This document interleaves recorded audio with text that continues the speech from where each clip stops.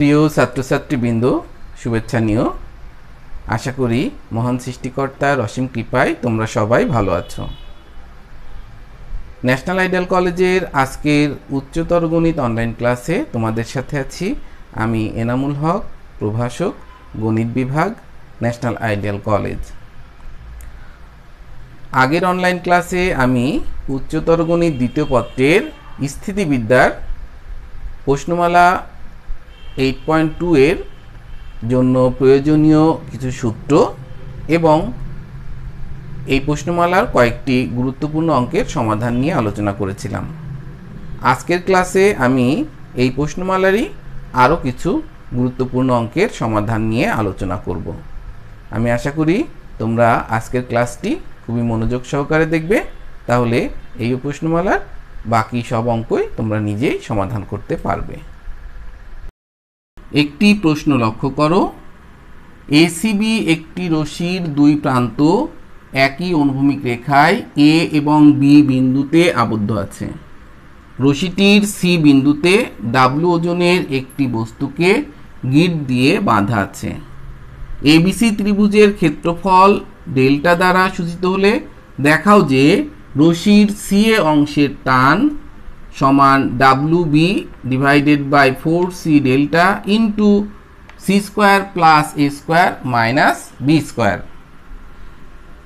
আমরা মনে করি অঙ্কটি সমাধান দেখো, আমরা মনে করি সি বিন্দুতে বাঁধা ডাব্লু ওজনের বস্তুটি খাড়া সিই রেখা বরাবর ক্রিয়া করে।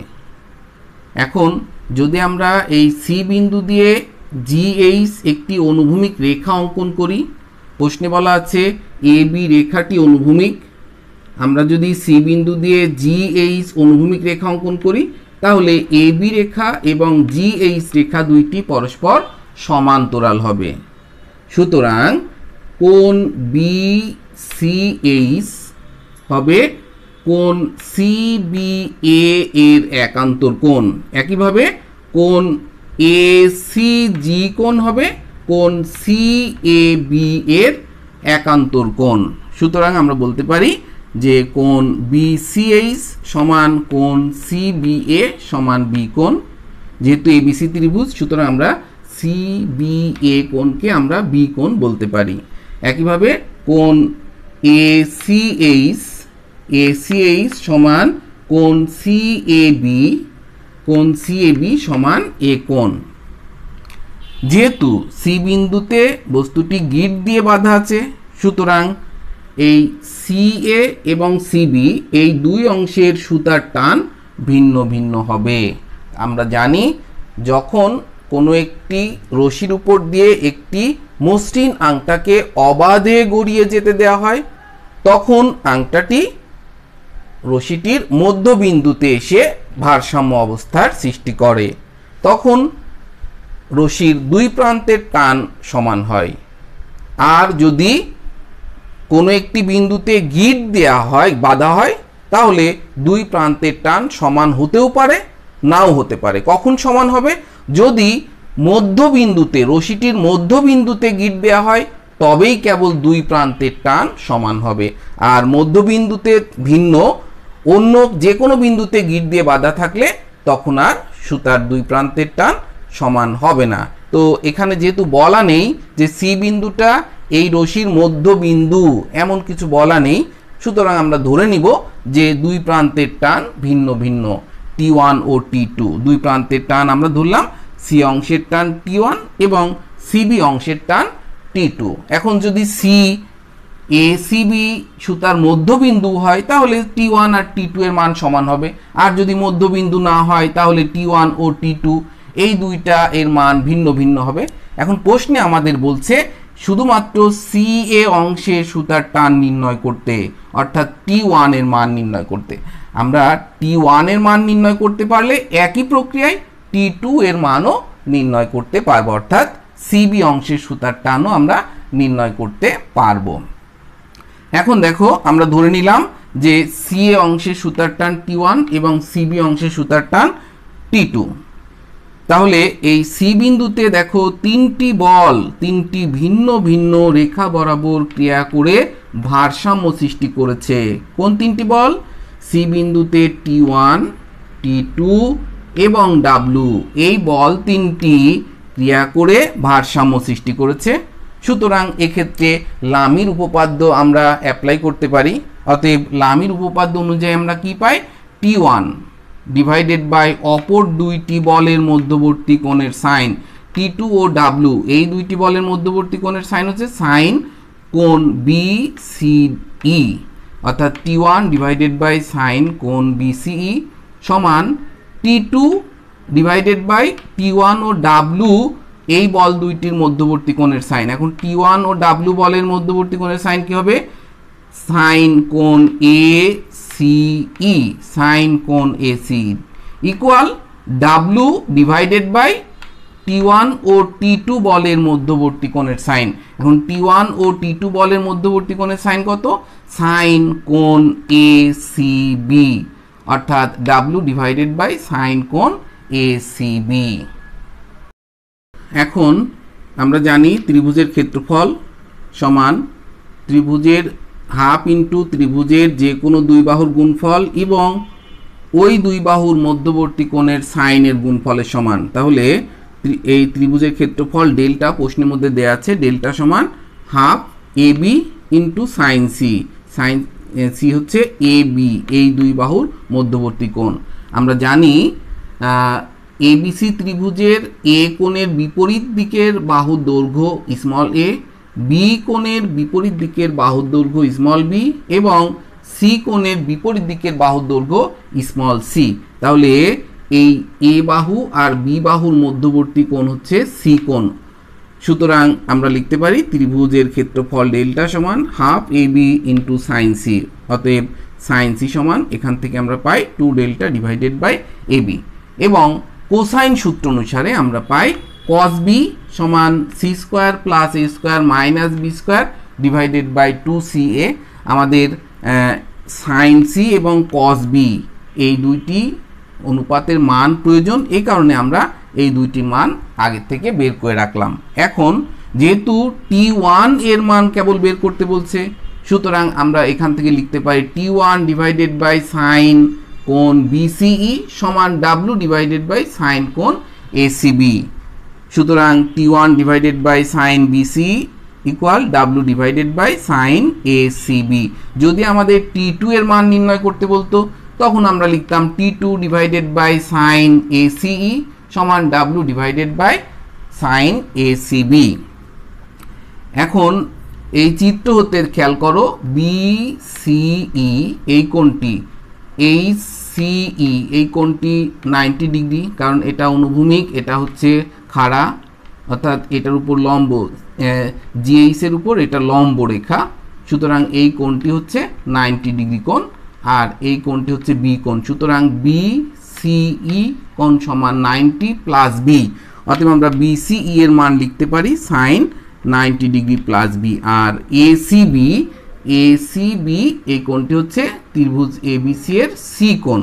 সুতরাং আমরা এটা লিখতে পারি সাইন সি। অতএব আমরা জানি সাইন 90 ডিগ্রি প্লাস বি সমান cos B।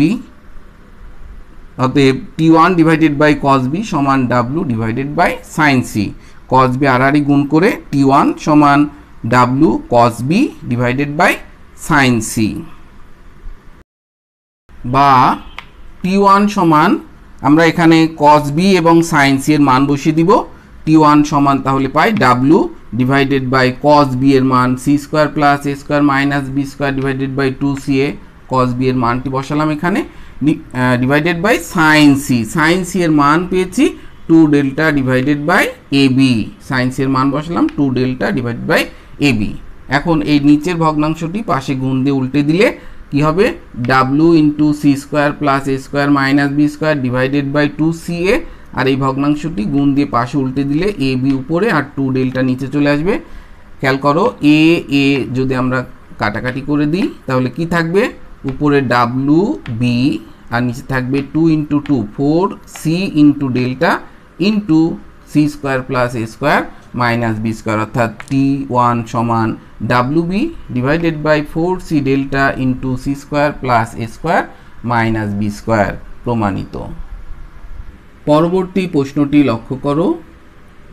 ABC ত্রিভুজের অন্তকেন্দ্র I হতে IA, IB, IC বরাবর কার্যরত যথাক্রমে PQR মানের বলটয় ভারসাম্য সৃষ্টি করলে প্রমাণ করো যে P square is to q square is to r square সমান A into b plus c minus a is to b into c plus a minus b is to c into a plus b minus C.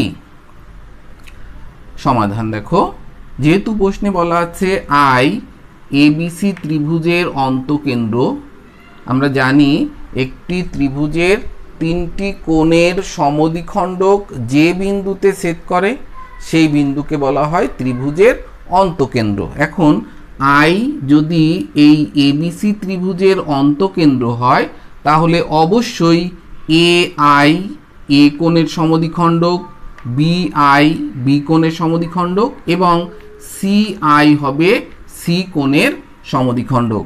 তাহলে সমাধানে দেখো, যেহেতু I ত্রিভুজ ABC এর অন্তকেন্দ্র, সুতরাং IA, IB ও IC যথাক্রমে কোণ A, কোণ B ও কোণ C এর সমদ্বিখণ্ডক। এখন ত্রিভুজ BIC, এই BIC ত্রিভুজ হতে পাই, আমরা জানি ত্রিভুজের তিন কোণের সমষ্টি 180 ডিগ্রি বা পাই। তাহলে এই ত্রিভুজের BIC ত্রিভুজের কোণ BIC প্লাস কোণ IBC প্লাস কোণ ICB সমান কত হবে? পাই বা 180 ডিগ্রি, বা কোণ IBC সমান হাফ কোণ B। যেহেতু BI বি কোণের সমদ্বিখণ্ডক, সুতরাং IBC এই কোণটি হচ্ছে বি কোণের অর্ধেক আর এই কোণটি হচ্ছে বি কোণের অর্ধেক, অর্থাৎ IBC সমান হচ্ছে হাফ কোণ B এবং ICB সমান হচ্ছে হাফ কোণ C, অর্থাৎ কোণ BIC প্লাস হাফ কোণ B, এই কোণ এটার মান হচ্ছে হাফ কোণ B এবং এইটার মান হচ্ছে হাফ কোণ C ইকুয়াল পাই। এখন half B plus half C পক্ষান্তর করে আমরা পাই কোণ BIC সমান পাই মাইনাস হাফ, এই দুইটা থেকে হাফ কমন নিলে B প্লাস C। আর আমরা জানি ABC ত্রিভুজের A plus B plus C সমান পাই, সুতরাং B কোণ প্লাস C কোণ সমান কত হবে? পাই মাইনাস A কোণ, বা কোণ BIC সমান পাই মাইনাস হাফ কোণ পাই মাইনাস মাইনাসে প্লাস হাফ কোণ A। পাই থেকে হাফ পাই বিয়োগ করলে থাকবে হাফ পাই, অর্থাৎ কোণ BIC সমান হাফ পাই প্লাস হাফ কোণ A। অনুরূপভাবে প্রমাণ করা যায় কোণ AIB সমান পাই বাই 2 মাইনাস হাফ কোণ B এবং কোণ AIB সমান হচ্ছে পাই বাই 2 প্লাস হাফ কোণ C। যে কোণ তার বিপরীত কোণ, দেখো এই কোণের সাথে BIC কোণের সাথে সংশ্লিষ্ট কোণ কোনটি? BIC এর বিপরীত কোণ A কোণ। তাহলে যখন আমরা এই কোণটা নির্ণয় করব তখন আমরা পাবো পাই বাই 2 প্লাস এর বিপরীত কোণ হাফ কোণ B, এবং যখন এই কোণটির মান নির্ণয় করব একই পদ্ধতিতে তখন আমরা এই কোণটির মান পাবো AIB কোণের মান পাবো পাই বাই 2 প্লাস হাফ কোণ C। এখন যেহেতু I বিন্দুতে P, Q, R এই বল তিনটি ভিন্ন ভিন্ন রেখা বরাবর ক্রিয়া করে ভারসাম্য সৃষ্টি করে, সুতরাং লামির উপপাদ্য অনুসারে আমরা কি পাই? P ডিভাইডেড বাই Q ও R বলের মধ্যবর্তী কোণের সাইন, অর্থাৎ সাইন কোণ BIC সমান Q ডিভাইডেড বাই P ও R বলের মধ্যবর্তী কোণের সাইন, অর্থাৎ সাইন কোণ AIC সমান R ডিভাইডেড বাই P ও Q বলের মধ্যবর্তী কোণ, অর্থাৎ সাইন কোণ AIB। বা P divided by sine pi by 2 plus half কোণ A, আমরা কিছুক্ষণ আগেই এই IB কোণ বিআইসি এর মান, কোণ এআইসি এর মান এবং কোণ এআইবি এর মান বের করেছি। এই মানগুলো আমরা এখানে বসিয়ে পাই P divided by sine half pi by 2 plus half a সমান Q divided by sine pi by 2 plus half b সমান আর divided by sine pi by 2 plus half c. Sine pi by 2 plus half a এটা সমান আমরা জানি cos half a. Sine pi by 2 190, সুতরাং sign অনুপাত পরিবর্তন হয়ে কজ হাফ পাই হবে। 190 ঘুরে সামনের দিকে অগ্রসর হলে কোণটির অবস্থান হয় দ্বিতীয় চতুর্ভাগে। দ্বিতীয় চতুর্ভাগ সাইনের ঘর, এই কারণে চিহ্নের পরিবর্তন হয় না, অর্থাৎ sine pi by 2 plus half a সমান কজ হাফ এ। একইভাবে sine pi by 2 plus half b সমান কজ হাফ বি এবং sine pi by 2 plus half c সমান হচ্ছে কজ হাফ সি। প্রত্যেক পক্ষকে আমরা বর্গ করে পাই p square divided by cos square half a সমান q square divided by cos square half b সমান r square divided by cos square half c. প্রত্যেক পক্ষকে আমরা 2 দ্বারা ভাগ করে পাই p square divided by 2 cos square half a সমান q square divided by 2 cos square half b সমান r square divided by 2 cos square half c. এখন যৌগিক কোণের ত্রিকোণমিতির সূত্র অনুসারে আমরা জানি 2 কজ স্কোয়ার এ সমান হচ্ছে 1 plus cos 2a R 2 cos square half a সমান হচ্ছে 1 প্লাস কজ এ। একইভাবে 2 কজ স্কোয়ার হাফ বি সমান 1 plus cos b, 2 cos square half c সমান হচ্ছে 1 প্লাস কস সি।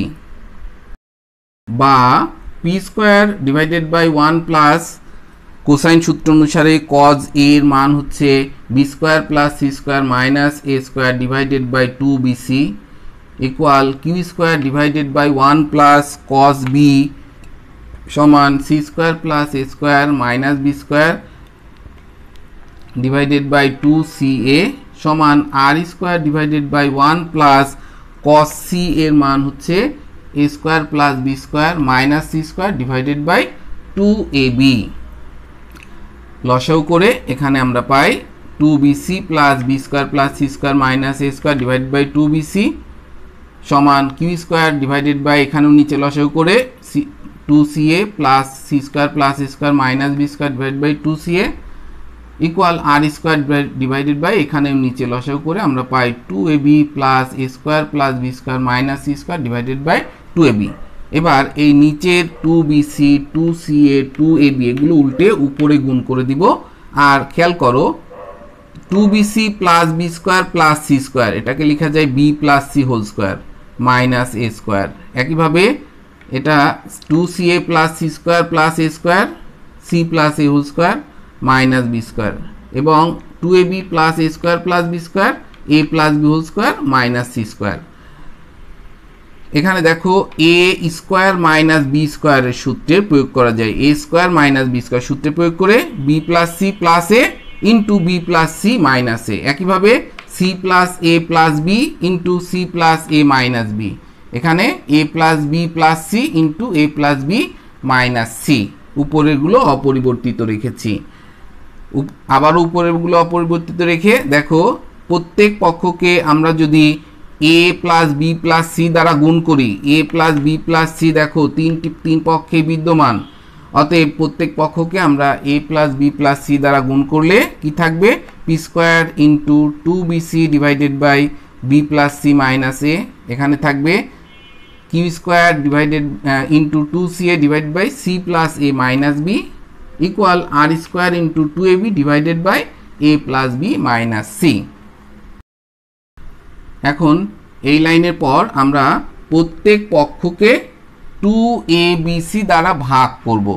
আমরা যদি প্রথম পক্ষকে 2abc দ্বারা ভাগ করি অর্থাৎ নিচে যদি 2abc গুণ করি, খেয়াল করো উপরে 2bc নিচে 2bc কাটা গিয়ে শুধু নিচে a থেকে যাবে, তাহলে 2abc দ্বারা ভাগ করলে প্রথম পক্ষে থাকবে p square divided by a into b plus c minus a. এই পক্ষকে 2abc দ্বারা ভাগ করলে 2 কাটা যাবে সি এ কাটা যাবে, শুধু কি থাকবে এখানে বি বিদ্যমান থাকবে অর্থাৎ q square divided by b into c plus a. একইভাবে এখানে থাকবে r square divided by c into a plus b minus c. সুতরাং সমানুপাতের ধর্ম অনুসারে লেখা যায় p square is to q square is to r square সমান a into b plus c minus a is to b into c plus a minus b is to c into a plus b minus c প্রমাণিত। পরবর্তী প্রশ্ন, ABC ত্রিভুজের ও লম্বকেন্দ্র ও বিন্দু থেকে BC CA AB বাহুর উপর লম্ব বরাবর ক্রিয়াশীল পি কিউ আর বল তিনটি সাম্যাবস্থায় থাকলে প্রমাণ করো যে P Q R P is to Q is to R সমান A is to B is to C. এখানে স্মল এ বি সি দ্বারা এবিসি ত্রিভুজের যথাক্রমে এ কোণের বি কোণের ও সি কোণের বিপরীত বাহুর দৈর্ঘ্যকে বোঝানো হয়েছে। এখন সমাধান দেখো, ধরি এবিসি ত্রিভুজের লম্বকেন্দ্র ও হতে বিসি সিএ এবং এবি বাহুর উপর লম্ব যথাক্রমে ওডি, অর্থাৎ ও লম্ব বিন্দু হতে বিসি বাহুর উপর অঙ্কিত লম্ব ওডি, সি এ বাহুর উপর অঙ্কিত লম্ব ওই এবং সি এবি বাহুর উপর অঙ্কিত লম্ব ও এফ, এবং এই ওডি ওই ও ও এফ বরাবর ক্রিয়াশীল বল তিনটি পি কিউ আর, এবং এই বল তিনটি ভারসাম্য সৃষ্টি করে, অর্থাৎ ও বিন্দুতে পি কিউ এবং আর এই বল তিনটি ক্রিয়া করে ভারসাম্য সৃষ্টি করে। সুতরাং লামির উপপাদ্য অনুযায়ী পি ডিভাইডেড বাই কিউ ও আর বলের মধ্যবর্তী কোণের সাইন, অর্থাৎ সাইন কোণ ই ও এফ, কিউ এবং আর বলের মধ্যবর্তী কোণের সাইন মধ্যবর্তী কোণ ই ও এফ কোণ সমান কিউ ডিভাইডেড বাই পি এবং আর বলের মধ্যবর্তী কোণের সাইন, অর্থাৎ সাইন কোণ ডি ও এফ সমান আর ডিভাইডেড বাই পি ও কিউ বলের মধ্যবর্তী কোণের সাইন, অর্থাৎ সাইন কোণ ডি ও ই। এখন খেয়াল করো, এ ই ও এফ এই চতুর্ভুজে এই এ ই ও কোণটি 90 ডিগ্রি, কারণ ও ই এসি এর উপর অঙ্কিত লম্ব, তাহলে এই ই কোণের পরিমাণ হবে 90 ডিগ্রি। একইভাবে কোণ এ এফ ও সমানও 90 ডিগ্রি, অর্থাৎ আমরা বলতে পারি এ ই ও এফ চতুর্ভুজে কোণ এ ই ও সমান কোণ এ এফ ও সমান 90 ডিগ্রি। যেহেতু এই দুইটি কোণের দুইটি 90 ডিগ্রি, আমরা জানি চতুর্ভুজের 4 কোণের সমষ্টি 360 ডিগ্রি, সুতরাং এই দুইটা কোণের যোগফল হবে 180 ডিগ্রি, কারণ এই দুইটি 180, 360 থেকে 180 গেলে থাকবে 180, অর্থাৎ এই দুইটি কোণের সমষ্টি হচ্ছে 180 ডিগ্রি, অর্থাৎ কোণ ই ও এফ প্লাস কোণ এ সমান 180, ই ও এফ প্লাস এ কোণ সমান হচ্ছে 180। এখান থেকে আমরা পাই কোণ ই ও এফ সমান 180 মাইনাস এ। একইভাবে আমরা প্রমাণ করতে পারি কোণ ডি ও এফ সমান 180 মাইনাস বি, কারণ এই দুইটার যোগফল 180, এবং কোণ ডি ও ই সমান 180 মাইনাস সি, কোণ ডি ও ই সমান 180 মাইনাস সি। এই মানগুলো আমরা এখন এই 1 নঙে বসিয়ে দিব। বসিয়ে দিয়ে আমরা কি পাই? P divided by sine 180 minus A সমান Q divided by sine 180 minus B equal R divided by sine 180 minus C. আমরা জানি সাইন 180 মাইনাস এ সমান sine A, sine 180 minus B সমান sine B, sine 180 minus C সমান sine C, বা P divided by A by 2r1। আমরা জানি ত্রিভুজের sine সূত্র হতে A divided by sine A সমান 2r, আর হচ্ছে পরিবৃত্তের ব্যাসার্ধ। যেহেতু এই প্রতীকটি অলরেডি এই অঙ্কের মধ্যে ব্যবহৃত হয়েছে, এই কারণে আমরা এখানে এই আর এর পরিবর্তে পরিবৃত্তের ব্যাসার্ধ হিসাবে r1 বিবেচনা করি। তাহলে এ বাই সাইন এ সমান 2r1 হলে এখান থেকে আমরা সাইন এর মান পাই কি? এ ডিভাইডেড বাই 2r1। একইভাবে সাইন বি এর মান কত? বি ডিভাইডেড বাই 2r1 ত্রিভুজের সাইন সূত্র অনুসারে, এবং সাইন সি সমান সি ডিভাইডেড বাই 2r1। এখানে r1 হচ্ছে এবিসি ত্রিভুজের পরিবৃত্তের ব্যাসার্ধ বা পরিব্যাসার্ধ। এবার প্রত্যেক পক্ষকে 2r1 দ্বারা ভাগ করলে আমরা পাই পি বাই এ সমান কিউ বাই বি সমান আর বাই সি, অর্থাৎ P is to Q is to R সমান A is to B is to C. প্রমাণিত। পরবর্তী প্রশ্ন, পি ও কিউ বলদ্বয় যথাক্রমে একটি হেলানো তলের দৈর্ঘ্য ও ভূমির সমান্তরালে ক্রিয়ারত থেকে প্রত্যেকে এককভাবে তলের উপরস্থ ডাব্লু ওজনের একটি বস্তুকে ধরে রাখতে পারে। প্রমাণ করো যে 1/p² - 1/q² = 1/w²। এখন এই তথ্যটি প্রথমে আমরা চিত্রের সাহায্যে বুঝে নিই।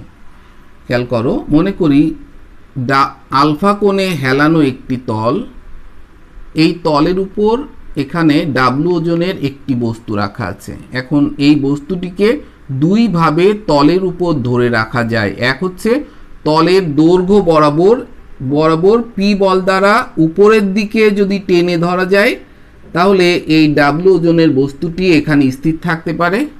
আবার যদি কিউ বল দ্বারা ভূমির সমান্তরালে যদি এইভাবে এই বস্তুটিকে টেনে ধরা হয় তাহলেও এই বস্তুটি তলের উপর স্থির থাকতে পারে।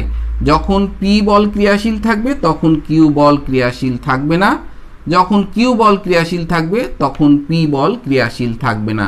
দুইটি বলই আলাদা আলাদাভাবে এই তলের উপর বস্তুটিকে স্থির রাখতে পারে। যখন বস্তুটিকে পি বল তলের দৈর্ঘ্য বরাবর ক্রিয়া করে স্থির রাখবে তখন এই বস্তুটি তলের উপর একটি চাপ প্রয়োগ করবে। নিউটনের তৃতীয় সূত্র অনুসারে এই তলও বস্তুটির উপর একটি প্রতিক্রিয়া বল প্রয়োগ করবে।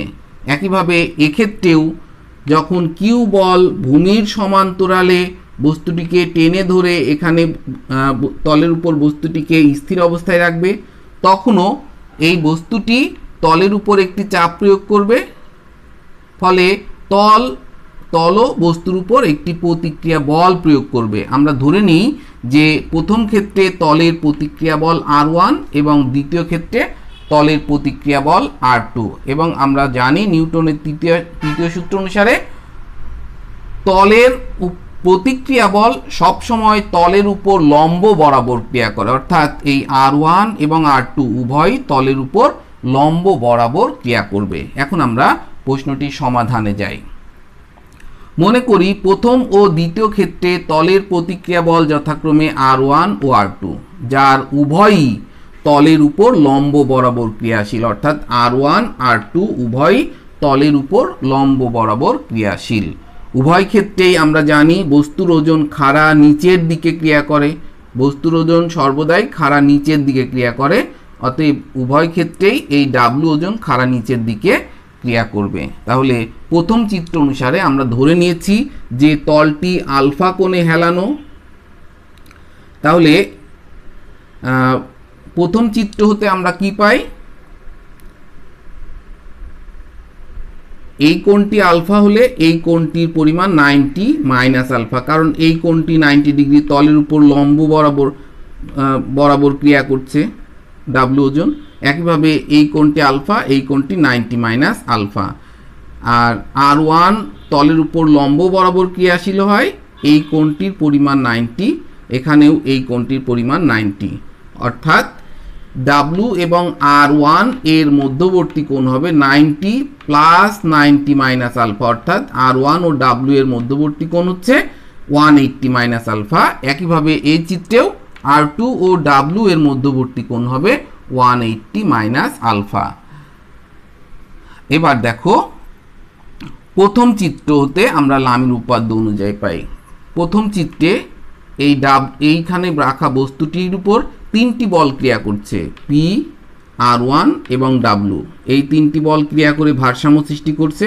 সুতরাং আমরা প্রথম চিত্র হতে লামির উপপাদ্য অনুযায়ী পাই পি ডিভাইডেড বাই R1 ও ডাব্লু বলের মধ্যবর্তী কোণের সাইন, R1 ও W বলের মধ্যবর্তী কোণের সাইন একটু আগেই দেখিয়েছি 180 মাইনাস আলফা, অর্থাৎ P divided by sine 180 minus alpha equal W divided by P ও R1 এর মধ্যবর্তী কোণ। P ও R1 এর মধ্যবর্তী কোণ 90, অর্থাৎ W ডিভাইডেড বাই সাইন 90। আমরা জানি সাইন 90 ডিগ্রি মান 1 এবং সাইন 180 মাইনাস আলফা সমান হচ্ছে সাইন আলফা, অতএব P divided by sine alpha সমান W বাই 1, বা ব্যস্তকরণ করি উল্টাই দিয়ে সাইন আলফা বাই P সমান 1 বাই W। এখান থেকে এই সাইন আলফা আর গুণ করে এখানে নিয়ে আসি একান্তর করে, তাহলে 1 বাই P সমান 1 বাই W সাইন আলফা। উভয় পক্ষকে বর্গ করি, কারণ প্রমাণের মধ্যে আমাদের 1 by P square 1 by Q square আছে। আমরা এই অংশটা তৈরি করে রাখি উভয় পক্ষকে বর্গ করে, বা 1 বাই P স্কোয়ার সমান 1 by W square sine square alpha. এটাকে আমরা 1 নং সমীকরণ দিয়ে রাখি। আবার দ্বিতীয় চিত্রে খেয়াল করো, Q, R2 এবং W এই বল তিনটি এক বিন্দুতে ক্রিয়া করে ভারসাম্য সৃষ্টি করেছে। অতএব দ্বিতীয় চিত্র হতে লামির উপপাদ্য অনুযায়ী আমরা পাই Q ডিভাইডেড বাই R2 ও W বলের মধ্যবর্তী কোণ। আগেই বলেছি R2 ও W এর মধ্যবর্তী কোণ হচ্ছে 180 মাইনাস আলফা, অর্থাৎ Q divided by sine 180 minus alpha equal W divided by R2 ও Q এর মধ্যবর্তী কোণের সাইন। R2 এবং Q এর মধ্যবর্তী কোণের সাইন কত হবে খেয়াল করো, এই কোণটি যেহেতু আলফা সুতরাং এই কোণটিও আলফা অনুরূপ কোণ বলে, আর এই কোণটি 90 ডিগ্রি, সুতরাং R2 ও Q এর মধ্যবর্তী কোণ 90 প্লাস আলফা, অর্থাৎ W divided by sine 90 plus alpha, বা Q divided by sine alpha sine 180 minus alpha সমান সাইন আলফা, এবং সাইন 90 প্লাস আলফা সমান হচ্ছে কজ আলফা। তাহলে Q বাই সাইন আলফা সমান W বাই কজ আলফা। ব্যস্তকরণ করে উল্টাই দিয়ে সাইন আলফা বাই Q সমান কজ আলফা বাই W, একান্তর করে আড়াআড়ি গুণ করে দিই সাইন আলফাটা এখানে, তাহলে এখানে থাকবে 1 বাই Q সমান cos alpha divided by W sine alpha. প্রমাণের মধ্যে 1 বাই Q স্কোয়ার আছে, আমরা প্রমাণের এই অংশটা তৈরি করার জন্য উভয় পক্ষে বর্গ করে দিই। 1 বাই Q স্কোয়ার সমান cos square alpha divided by W square sine square alpha. এটিকে আমরা 2 নং সমীকরণ দিয়ে রাখি। এখন এই সমীকরণ 1 থেকে এই সমীকরণ 2 বিয়োগ করে আমরা প্রমাণের বাম পক্ষ তৈরি করতে পারি। এই কারণে আমরা 1 নং সমীকরণ থেকে 2 নং সমীকরণ বিয়োগ করব। বিয়োগ করে কি পাই, 1 by P square minus 1 by Q square সমান 1 by W square sine square alpha minus cos square alpha divided by W square sine square alpha. লসাগু করে W square sine square alpha আর উপরে হবে 1 minus cos square alpha. 1 minus cos square alpha সমান sine square alpha. Sine square alpha কাটাকাটি গিয়ে কি থাকবে, 1 বাই W স্কোয়ার। তাহলে আমরা পেলাম 1 by P square minus 1 by Q square সমান 1 বাই W স্কোয়ার। প্রমাণিত। প্রিয় ছাত্রছাত্রীবৃন্দ, এতক্ষণে প্রশ্নমালা 8.2 এর বেশ কয়েকটি গুরুত্বপূর্ণ অঙ্কের সমাধান নিয়ে আলোচনা করেছি। আমি আশা করি তোমরা সবাই সমাধানগুলো খুব ভালোভাবে বুঝতে পেরেছ। আবার পরবর্তী ক্লাসে নতুন কোনো অধ্যায় নিয়ে তোমাদের সামনে হাজির হব। ততক্ষণে তোমরা সবাই ভালো থাকো, সুস্থ থাকো এবং নিরাপদে থাকো। সুন্দর হোক তোমাদের জীবন, এই কামনা করে আজকের মতো ক্লাস এখানেই শেষ করছি।